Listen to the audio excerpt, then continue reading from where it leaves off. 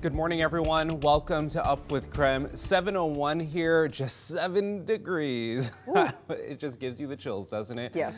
Hi, everyone. I'm Tim Pham. And I'm Channing Curtis. Thanks so much for joining us on this very cold Wednesday morning. Now, we do have team coverage, though, to get you ready to start your day. So, of course, Tim and I are here in the studio with how to prepare for the cold, both inside and outside of your home. And Nicole Hernandez is in the KREM 2 Storm Tracker, and she's giving us an up-to-date check on those road conditions. But first, let's head on over to meteorologist Thomas Patrick with a more detailed look at our forecast. And Thomas, this is bone-chilling weather. Yeah, it is very cold this morning, to say the least, but it only gets colder from here. In fact, our temperature at 7 degrees, that might be our high temperature for the day, because really the heat isn't going anywhere. We're not adding any heat into the atmosphere. And even with the slightest wind, makes it start to feel dangerously cold as you stand outside. That's why we're under wind chill warnings, not just advisories, into the warning criteria for the inland Northwest, starting now through noon on Thursday. So basically this morning and tomorrow morning is going to be the worst of it, with wind chills already down to -5 here in Spokane, -16 in Deer Park, -24 in Omak, and tomorrow's expected to be even colder during those morning hours. So again, starting to get into that dangerously cold wind chill area as well. Current temperatures, just the air temperature, is at -5 in Deer Park. That's the cold spot, but a lot of single digits across the region. And honestly, the temperatures aren't really going anywhere today. Look at the hour-by-hour forecast. It looks more like a zip code or a phone number. 76688. That's the best we can do on this first day of winter, where we only get about 8.5 hours of sunshine. And we'll get a lot of sunshine today, but it's just not going to help us out whatsoever. So coming up, I'm going to detail just how much longer the worst of the cold is going to stick with us, and when to expect our next batch of snowfall as well. That's all coming up in a few minutes. But for now, we're going to send things over to Nicole Hernandez. She's in the storm tracker right now, and Nicole had about 4 or 5 inches of snow yesterday. It really churned over a lot of that snow instead of melting it in terms of the traffic. But how are those road conditions this morning? Thomas, that's exactly right. Outside of where we're driving right now we're on I-90. We have a lot of still compact powder on the roads, but for now, I-90 itself actually looking pretty clear. You can see we're slowing down a little bit. We've got something going on just to the right of us here, but of course, being extra careful on the roads is still important today because we are cold, so any moisture that we do have could potentially freeze on the roads. Things have been moving pretty well. We've been going about normal freeway speeds, haven't seen all that much traffic in our area, but you can see off to the left just how much snow we still have on the ground. Of course, some of our side roads still piled up with snow as well, so something to be careful for if you're heading out the door this morning. Like I mentioned, we are here in North Idaho, and we got an update from the Idaho Transportation Department yesterday. So far this season, ISP says drivers have caused 8 crashes with snowplows, 2 of those happening yesterday. One driver got between 2 plows as they merged onto the highway, then hit the brakes and forced the second plow off the road. Then another driver hit the second plow while trying to pass on the right.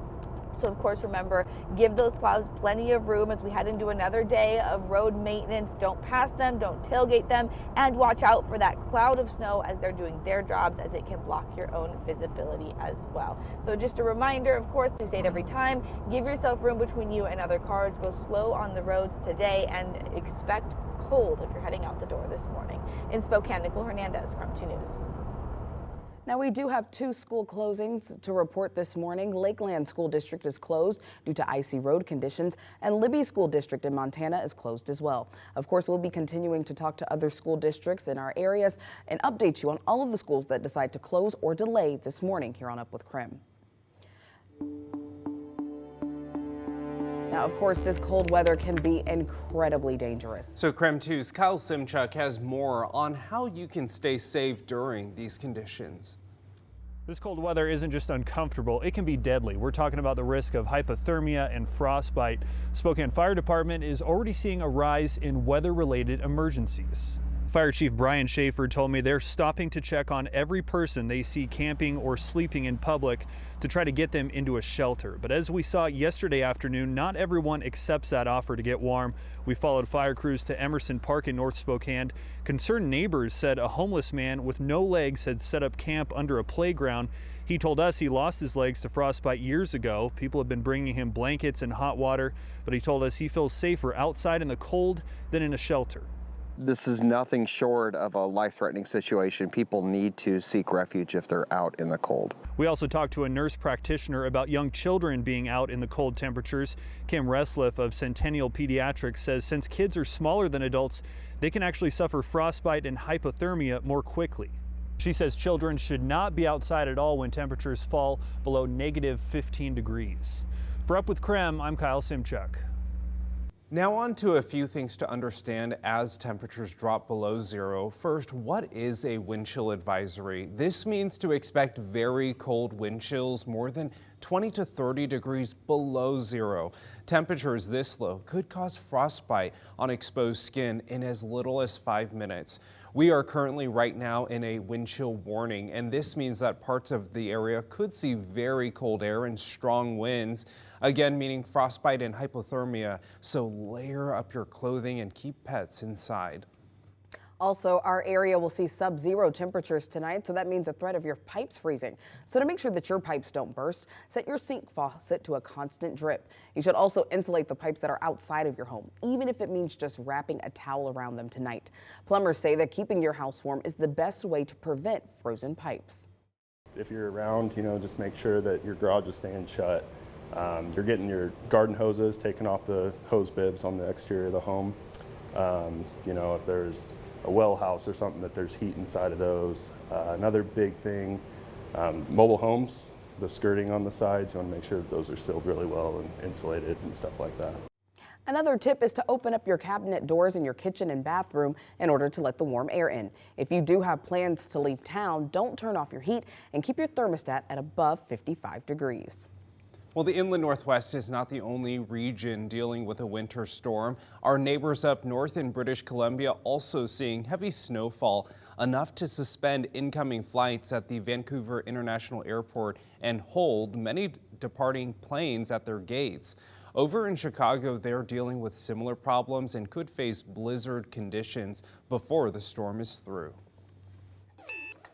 And that brings us to our wake-up call this morning. Many of us are not new to these cold temperatures, but as we mentioned in our Boomtown series, there are a lot of new faces to our region. So this morning for our wake-up call, we wanted you to send in your tips for staying warm in the cold weather. Tim, do you have a good tip? Ooh, mine is just make sure there's no exposed skin. So if that means like even covering your face with a scarf, just like let your eyes be exposed. Yeah. Because I take the dogs out and then just kind of let them in, but I have to stand out there with them. So if they're going to be out there, I have to be out there too. That is true. Well, text us yours at 509-448-2000 or post to social media and use the hashtag #UpWithKREM. And here's the one thing you need to know about today's weather. Of course, it's incredibly cold this morning, but it's only going to get worse for today and tonight as our low temperatures are expected at around -10 heading into Thursday. All right, we're taking a live look outside right now. This is near Jefferson, right there on I-90. You can see one lane of traffic is only open right now to allow cars to get through. So we will keep you updated on this situation. It looks like crews are working to clear a crash there on I-90. Well, we'll keep you updated and let you know when things open back up.